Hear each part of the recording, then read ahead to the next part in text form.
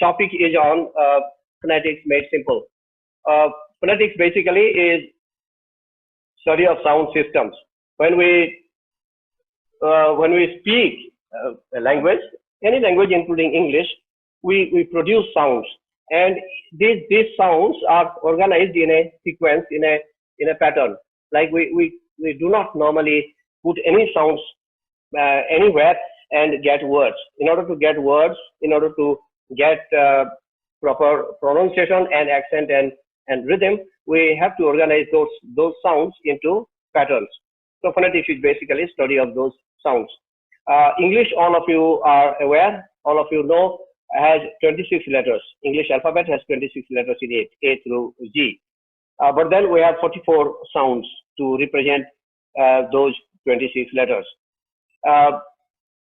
And human speech sound is different from others, because man is the only organism, only living being who is capable of, who is endowed with sounds, generating sounds that are discrete, that are organized, that are systematic.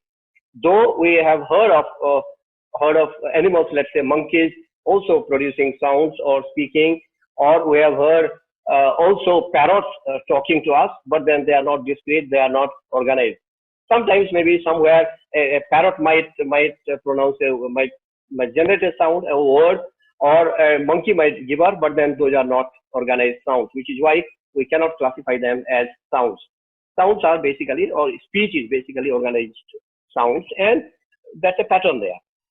So when we discuss any language or any sound, but in today's context we are talking of only English phonetics, because in other phonetics again rules are slightly different, and therefore we cannot go and discuss all the rules applied to all the languages, which is why for the purpose of our benefit I have taken only English phonetics. Now each of these sounds that we generate, there are 44 sounds. Those sounds are organized, are divided into two types, vowels and consonants. There are 20 vowels and 24 consonants, and those vowels again we have monophthongs and diphthongs. Now when we speak, when we use those sounds, those vowels, pure vowels are single sound, are monophthongs, one sound, like long E, for instance, in peel, or short E as in let's say pit, pit. And diphthongs are made up of two sounds combined together. So those are like I, as in ice cream, or let's say ow, so as in shout. Now these are combined. Diphthongs are combined sounds, two syllables, two sounds put together, giving us one sound and functioning as one unit. In fact, we don't pause in between and then use a small space in between. So when we say ow, for instance, we say shout, we don't say sha and oot. It's a single sound, and the way we produce those sounds, each of those 44 sounds, has a bearing in the way we speak language, we speak English, and that also determines two, three things. Number one, the quality. Now let's not talk about something like the English received pronunciation of England or the standard pronunciation of the UK. That's aspirational. We are not talking about that. We are talking about something that is comprehensible. Since English is an international language and it has wide acceptability throughout the globe, it's the language of the aviation, language of business, language of the international agencies and all those. So English is necessary, which is why our purpose, our aim, our objective should be to attain some level of proficiency, some level where it's comprehensible to a large extent. That of course. Now, when I talk of comprehensibility, it has again to do with some other things. Let's say the manner in which we pronounce or we produce those sounds. Each of these sounds, when we produce or pronounce, or the word or the phrase or sentences, also they should be such that it's comprehensible to all, irrespective of whether his or her mother tongue is English or not. Even to a non-native speaker, somebody who is not born with an English tongue also should be able to follow that. That's number one. So basically, somebody should be able to identify, should be able to understand what we intend to speak or say. Second thing is pitch. Now, when we use loud pitch is less loudy and all those, so that the level of pitch that also should be such that the other person, that the listener or the hearer, should be able to understand, should be able to get what we intend to speak. Similarly, pace. When we speak too fast, people may not appreciate that, people may not understand that, and they will have difficulty in understanding what we are saying. Now, one of the fundamental uses of language, any language for that matter, is to convey a message. So when we speak to somebody, when we communicate with somebody, when we tell somebody something, one of the intentions is to convey a message. Now, if the message is not delivered, then we fail in our duty, language fails. Which is why it should be so clear that at least the other person who we are speaking with, who are telling something to, should be able to understand what we say. So there shouldn't be a gap between what we say and what we mean. One of the common examples I normally give is the language that the politicians dilute. Now, what happens is they say something and then mean something else, which is why every time they say something, in less than a moment, they retreat. They go back and then tell, well, I didn't mean that. I'm sorry. This was quoted out of context. I was not in the loop.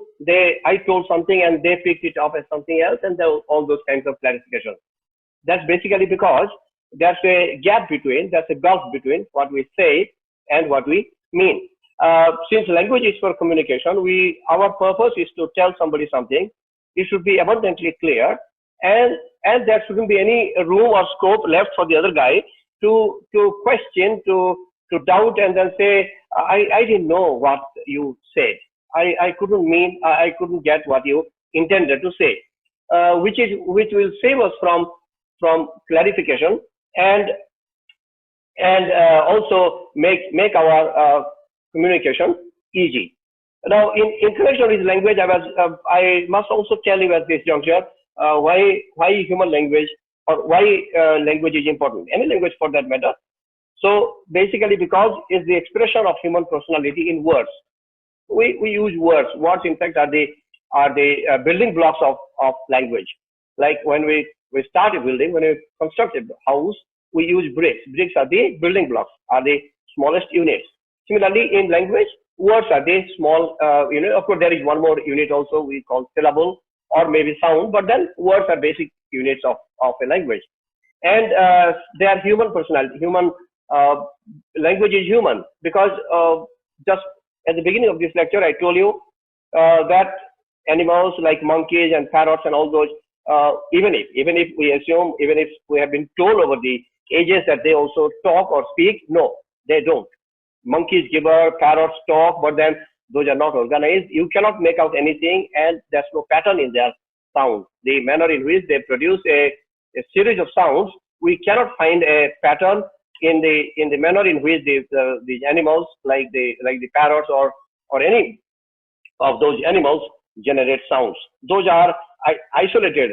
Those are cases of isolation where maybe in one context, in one small place, some animal might generate something, and we feel that, okay, this parrot is talking something. When we say hi, it also might say hi. That's because over a period of time, when we say hi every morning for years, it also picks up and then it also returns and then says hi. But then if you say what next, it can't say. But we can find out. Humans can find out. If you say hi, I'll say hello. If you say how are you, I'll say I'm okay, I'm fine, thank you. Parrot will not do that, right? That's why language is human. And there are a few more other characteristics which are important for noticing, for identifying why human language is important or different from many other things, including machine language, including animal language, and all those. One of the most important characteristics of a language, of English language, is it's extraordinarily receptive and adaptable. It's You can make any changes. It's receptible to everybody. Anybody, you say something, I can immediately say, if you say good morning to me, good evening to me, I will immediately say good evening, how are you? I don't have to think out of the box to reply to your good evening or hi or hello or how are you during COVID and all those. So you don't have to think out of the box. Another is simplicity of inflection. When we generate a word, I add something like, let's say, past tense or a plural, or in the simple third form, we use ed or all those. So that's a simple rule. Then that's relatively simple error. One of the things in language, in English language, is syntax. In our languages, in our vernacular languages, let's say in Bengali or Odia or Hindi, the syntactic order is different. It's not fixed. Let's say we say in English we say we eat rice. Now we is subject, eat is a verb, rice is object. In Hindi or in any other vernacular language for that matter, order is different. We say हम चावल खाते हैं. If we say हम चावल खाते हैं, हम is what? We. That's subject. Chawar is object. Rice is object. And then verb. Subject, object, and verb.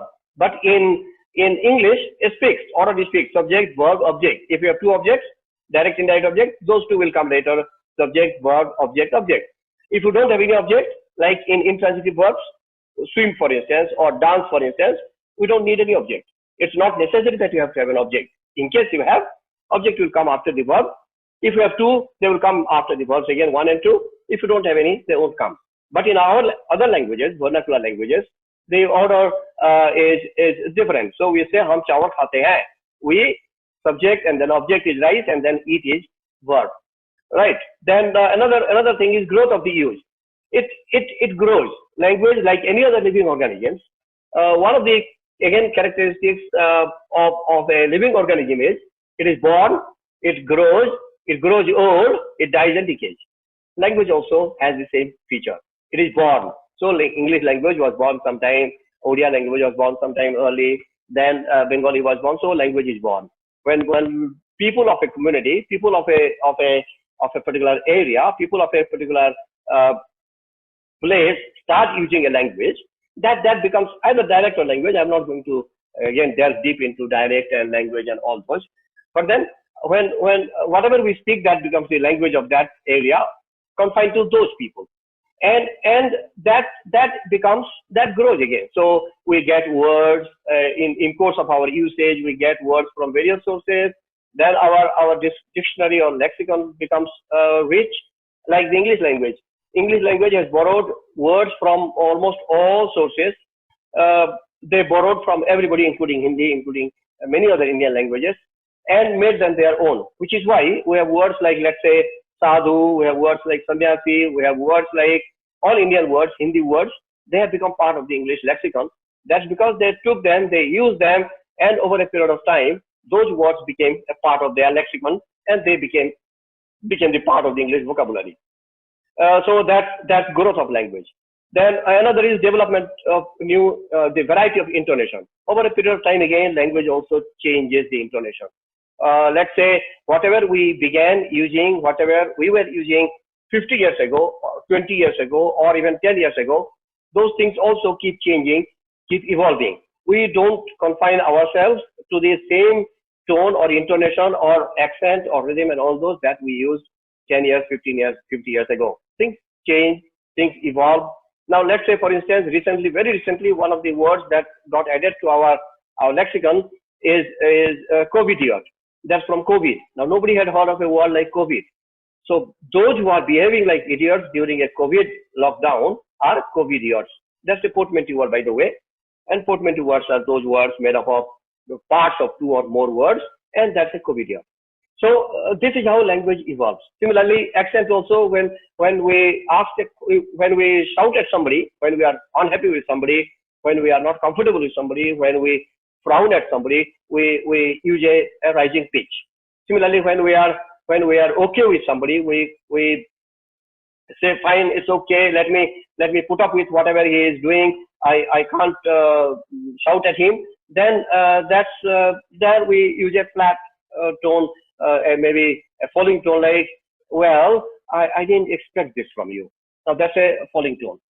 About evolution, just now, let me give a brief uh, introduction about the evolution of language, because that also makes sense when we study a language, including phonetics. English language, for instance, it evolved sometime in the Anglo-Saxon period, Old English period, that's between 449 and 1066 AD.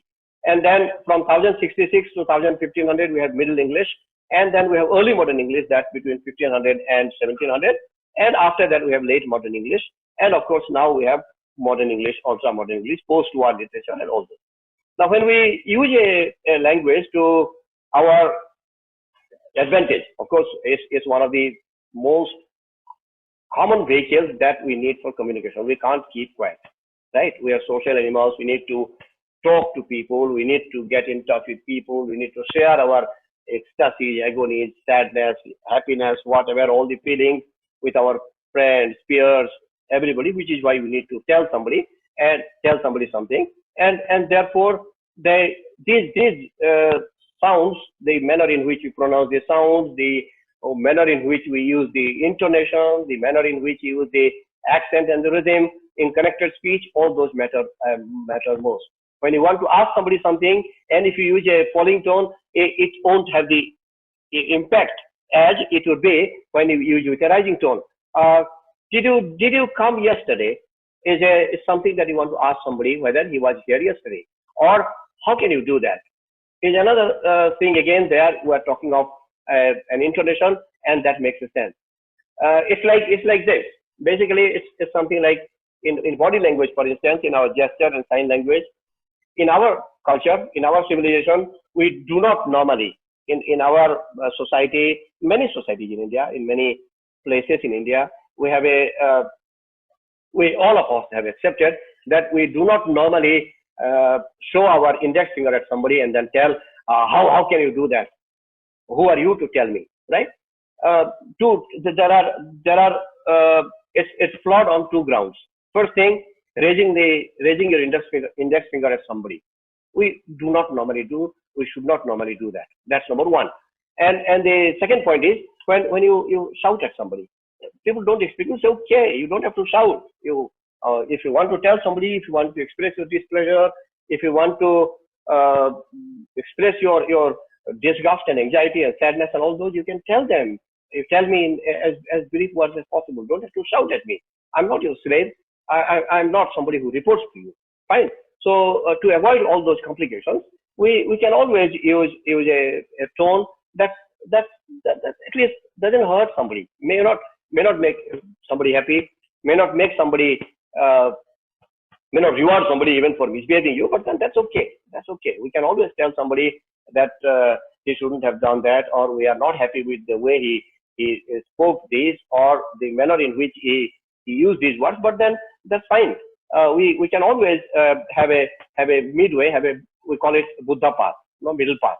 Middle path is when it's win-win for both. You don't lose, I don't lose. So both have some kind of, it's like bargaining. When we go to a shop, go to a market, go to buy something, the shopkeeper quotes the price of something, and then we tell, if he quotes 1,000 rupees, you say, well, I'll pay 850 rupees.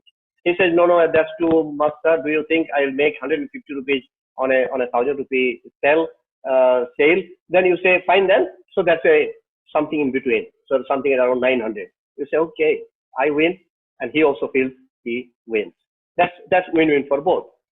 So that's how our language should be polished. The intonation should be such in when the demand, wherever it demands, it should be used properly. Then the pronunciation of each sound should be so clear and distinct that it shouldn't overlap with or should not be confused with something else. When we say, for instance, sit, S-I-T, sit. Why don't you sit here? When somebody comes to your home or office, you say, why don't you sit here? But then instead of that, if we say, why don't you sit here? Right?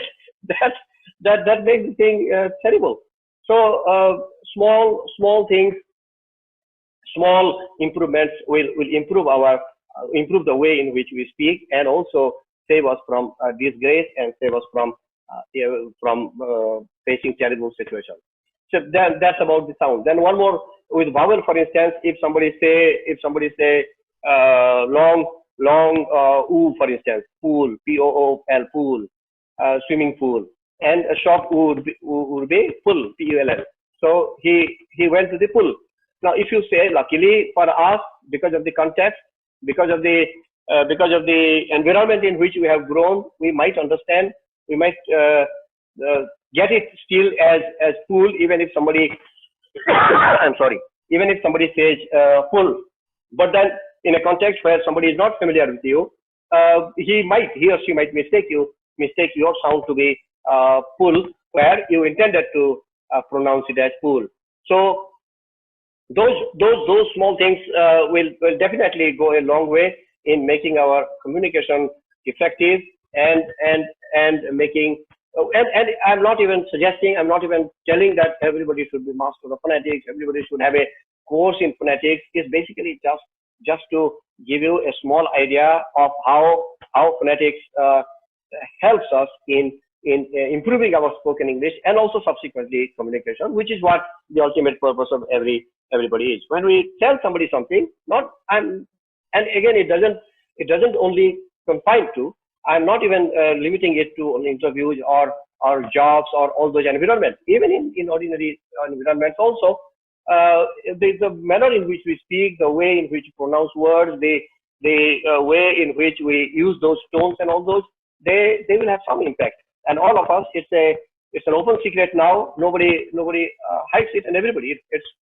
it's like everybody realizes, everybody knows that somebody who speaks English well, somebody who speaks English very fluently, somebody who speaks English flawlessly, people look up to them and say, "Wow, look at the English he speaks." Which is why when we watch the television news channels or BBC on the TV, or listen to the radio or Voice of America and all those, we feel awed by them. We say, "My, the manner in which he speaks, wow!" Like it's not because that they came from the heavens.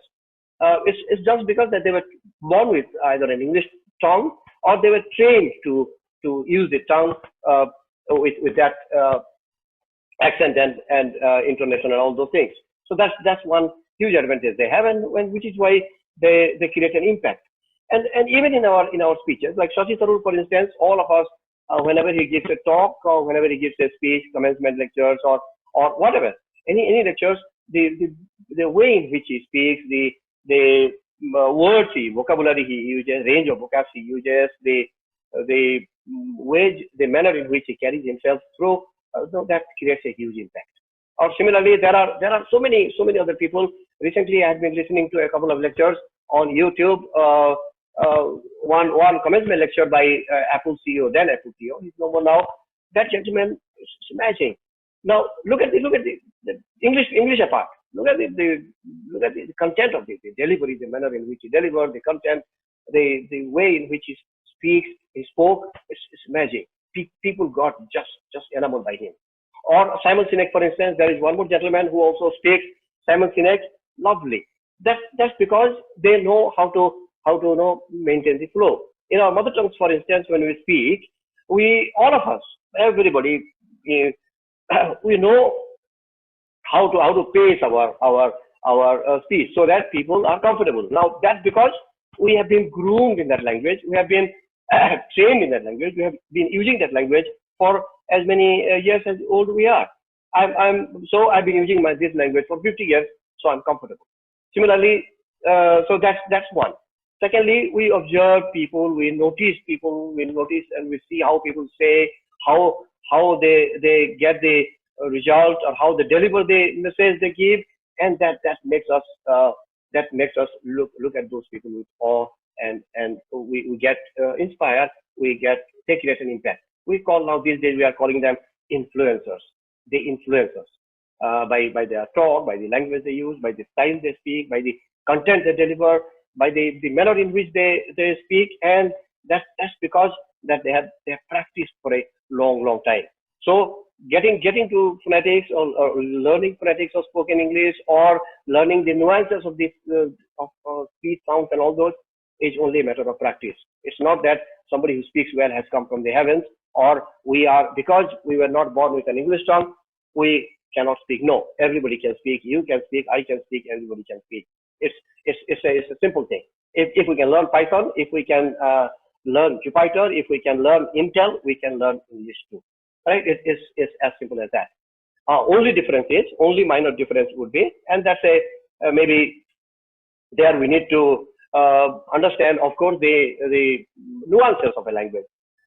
When it comes to mother tongue, like my mother tongue, I was born in an Odia tongue, for instance. That I acquired.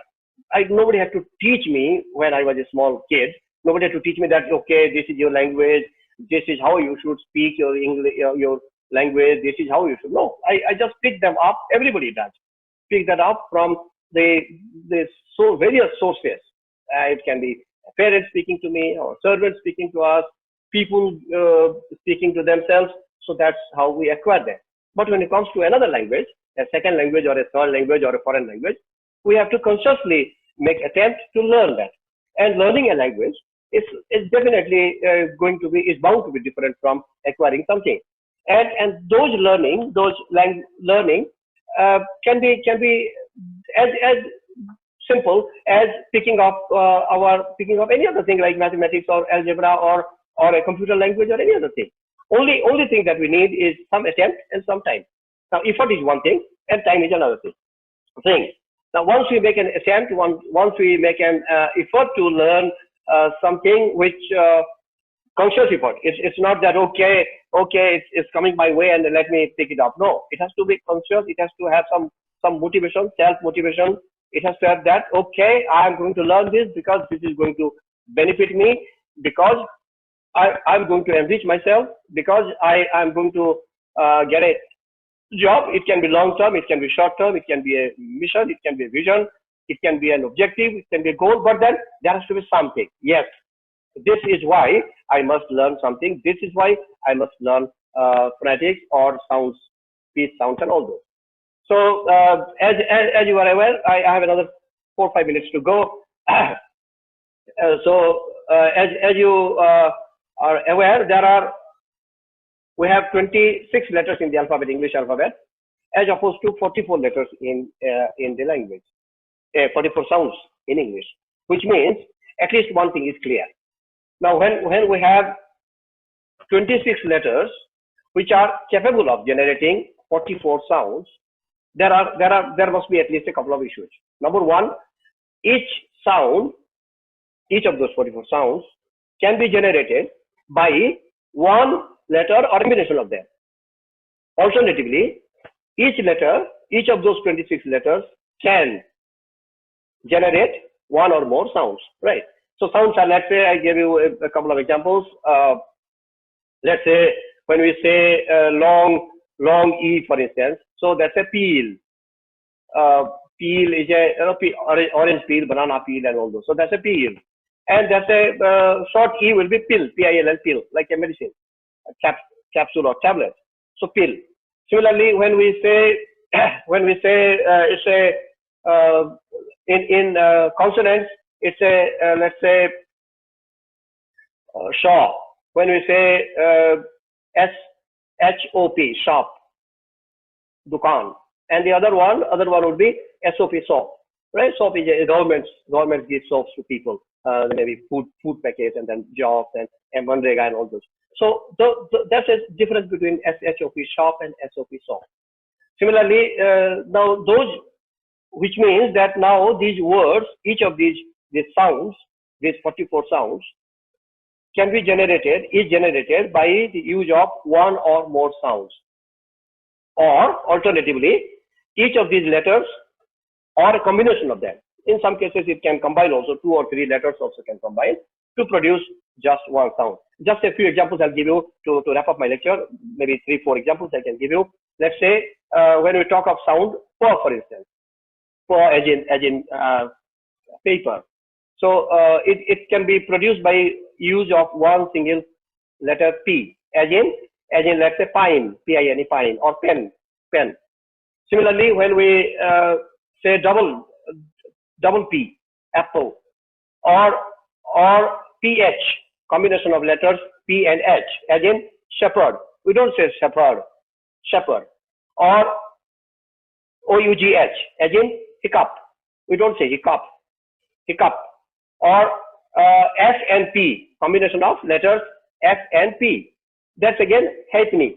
So, which means that there's always a way in which one letter or a combination of them, in some cases there are two also, they combine together to produce or generate one particular sound. And those sounds are, again, we can see them in words.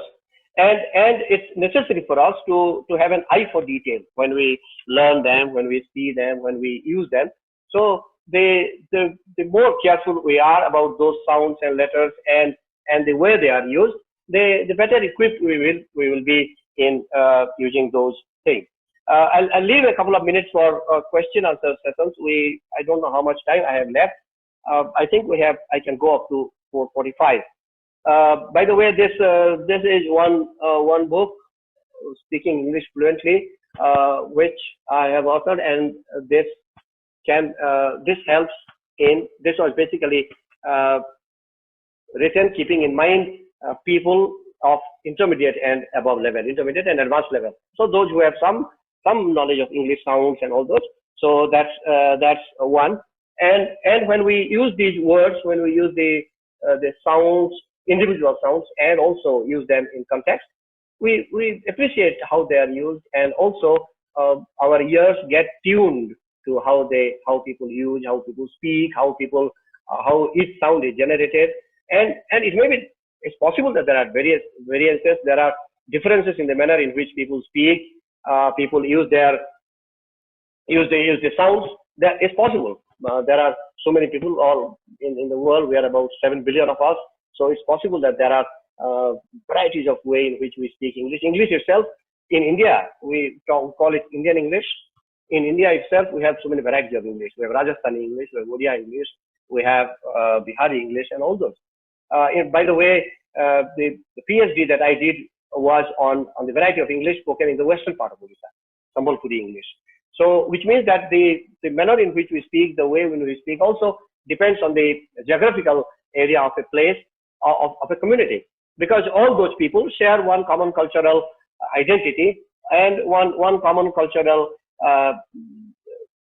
one common culture, which is why they tend to use a language or anything for that matter in a manner that's common to all of us, which is why every region, every community has an accent different to that. So when the Bihari speak, for instance, their accent is different. When Odia speak, our accent is different, or the sounds we generate is different, are different.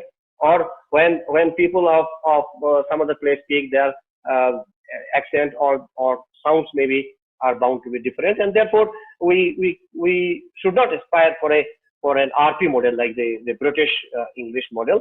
Whatever is there, whatever English we speak, one common purpose, one objective should be to make it as comprehensible as possible, so that people accept, people understand what we say. Let's not be aspirational and say, no, we can't manage with this English. It has to be like the British English, like the Queen's English. No, we can't. The Queen spoke a different English, speaks a different English. We will speak our English. But there's no harm in aspiring for the best one, for the standard one, benchmarking. No, okay, that's the benchmark. The British English is the benchmark. Let's aspire to go near that. Let's try to go as close to that as possible, but not at the expense of, not at the cost of our own, the dilution of our own language or our own culture and own ethos. Fine. Any question, please? You can leave it on the chat box.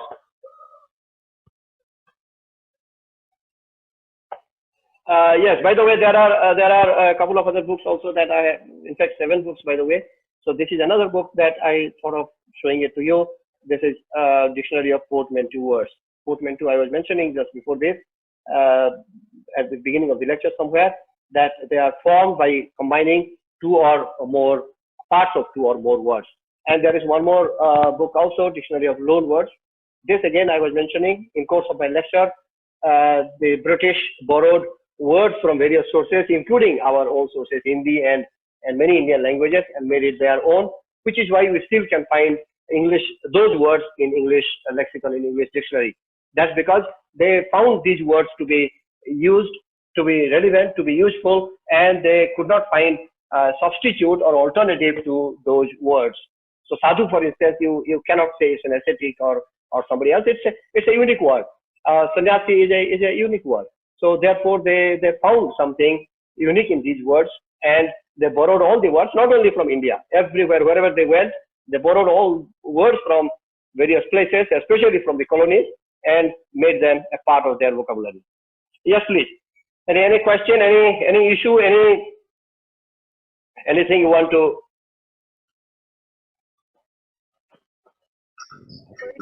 Yes. They used to wear very so colorful. But in Snow White's cartoon, what we see, Snow White is wearing this beautiful bright colored yellow skirt, and she's wearing bright colored yellow skirt along with that royal blue colored blouse, and then she's having a cute little red color bow on her head, and she's very Hello? beautiful. I didn't get any question. No doubts, no issues.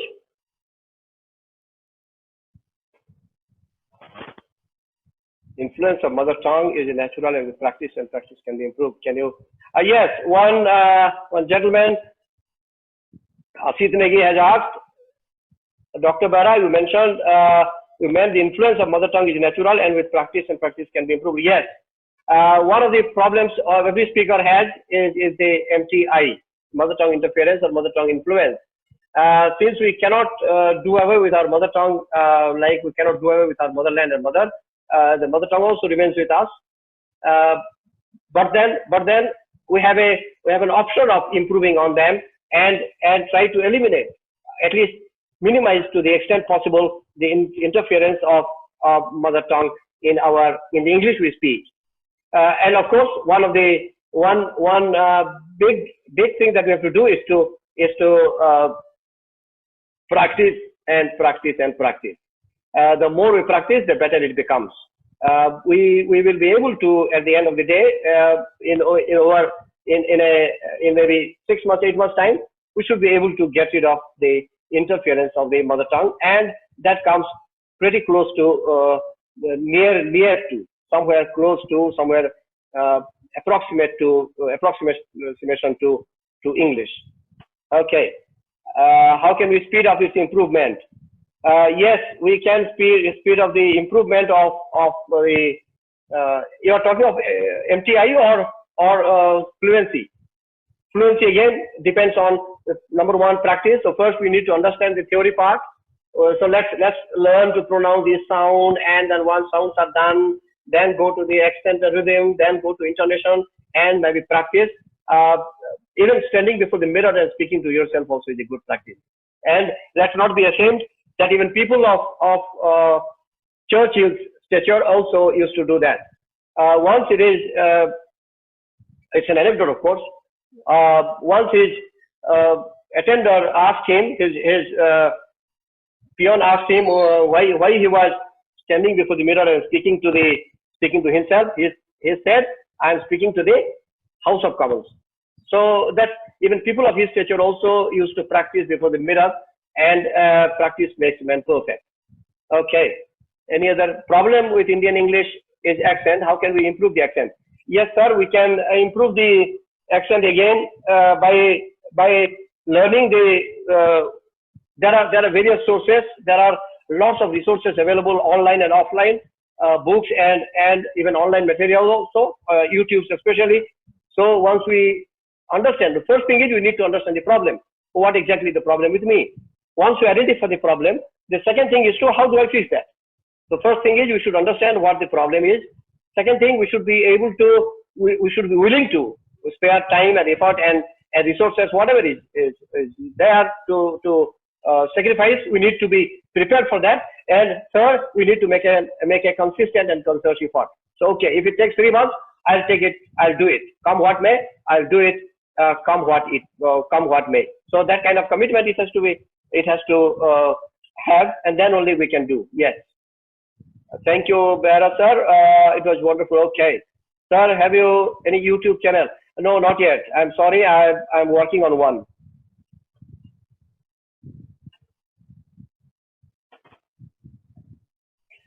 Given the fact that English is a global language, why this imitation of a foreign accent is so important, especially when we have our own variety of English that is Indian English. If you heard me in court during this lecture, I did not subscribe to, I did not impose my way through the participants telling that it has to be British English and nothing else. No, I did not, I don't even now. But then you have to have some standard, you have to have some benchmark, you have to have something to fall back on, which is why that we follow the British English pattern. That's number one. But then, having said that, let me also clarify that our English, Indian English, by the way, is no less acceptable than the British English. And yes, if whatever we speak, in whichever manner we speak the language, if it's comprehensible, if people are able to accept it, if people are okay with that, I'm okay with that. So let's not let's not feel bad telling, okay, my English is awful, his English is so good. No, it's everybody's is good. It's only a question of degree. Somebody's English might be slightly better than somebody else's, but then that's fine. If we are able to attain the goal, to reach the objective, to achieve the target, yes, that is acceptable. Sir, have you any YouTube now? Then anything else? Okay, Ajit, isn't that we need not try changing the accent, because you don't have any accepted accent version. When you join a French company, you go with the French. But then now these days, the whole world has become a village kind of thing, global village. We call it global village also. Now, if it has become a village kind of thing, whole world has shrunk into a village kind of thing, you can't expect, you are not expected to learn everybody's language. By the way, there are about out of the 2,794 languages, we have 6-7 international languages: the French, German, Spanish, English, Russian, and a couple of other things. But then again, that also is difficult for us to learn all the languages during a short span of time, which is why if we have English, that's acceptable in most part of the globe, and that will stand us in good stead wherever we go, whatever we do. We cannot try to learn everybody's language and all the 7, 8, 10 languages. That's not possible. And even if that's possible, we cannot again understand the nuances of those languages. We may be able to understand somebody says somewhere a couple of words here and there that we might be able to understand, but then in a context where somebody tells something and that will lead us to miscommunication if we don't have a clarity of that language, which is why English should do. If we know English well, to a fairly good level, that should sail us through. We should not be trying to learn all the languages, international language or whatever. Like in India, we don't have to learn all the 22 languages. If we know English, if we know Hindi and a couple of other, including mother tongue, couple of other things, that's fine. Somewhere we may have little difficulty, but then we still should be able to survive. Yes, sir. How can we correct translation errors, sir? Translation from English to other languages, when we translate from English to a source language, from English to a, let's say, regional vernacular language, we need to have grasp over both the languages, both the English and the target language. If we don't know, let's say, from English to, if we translate from English to, let's say, Bengali, I don't know Bengali. Now, how do I understand?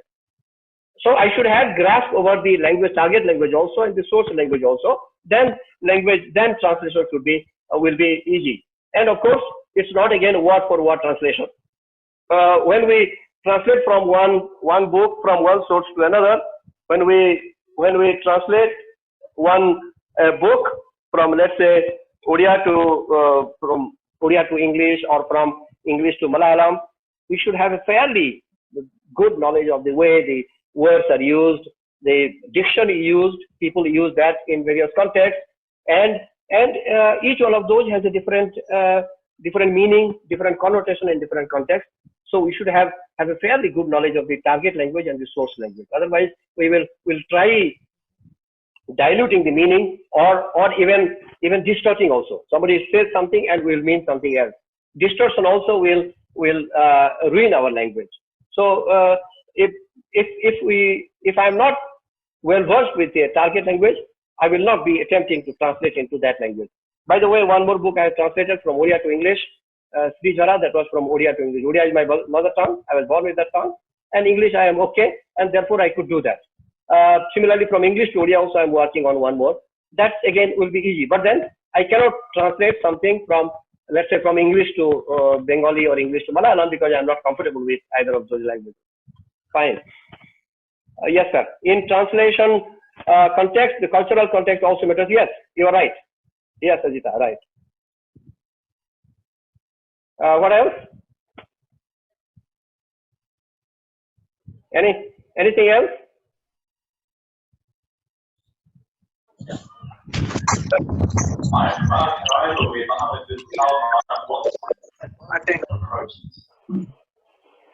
Yes. Yes. Any other question? Any other doubt? Any other query? You can suggest. It's not that you have to have questions only. You can suggest. You can give your feedback. You can give your opinions. You can leave your opinions at the end. There'll be a survey also. That's a survey form also. You can leave the feedback form at the end of this lecture. You can leave your impression on those feedback forms. And there are, as I told you, there will be 5 more lectures lined up for the rest of the day today and whole of tomorrow. And please try to attend as many as possible. We have also promised to provide people a certificate of participation. Only condition is that you should have attended in at least 2 sessions. So that's an e-certificate though. That will be given to you all by the Dawn Journal. So let's try to benefit from this COVID lockdown, even though it has kept us indoors. But then let's try to get ourselves self-motivated and get going. World is not going to stop. Things will move on, even if there is COVID or no COVID. But then it's going to teach us a lot of new things, including this kind of thing, webinars and online virtual classes. So that will be the order of the day. Maybe in near future, many schools and colleges also might opt for this kind of a thing. Let's try to use it to our advantage, and I don't see any reason why it shouldn't succeed. Hope I did my job to your satisfaction. In case there are some lacuna, maybe we'll try to fix them. We hope to get your feedbacks, your opinions and all those on the feedback forms we have given you. We'll share with you the feedback forms. Please try to give your opinions, and we'll try to improve on them. There is scope for improvement for everybody, and I'm no exception to that. So we'll try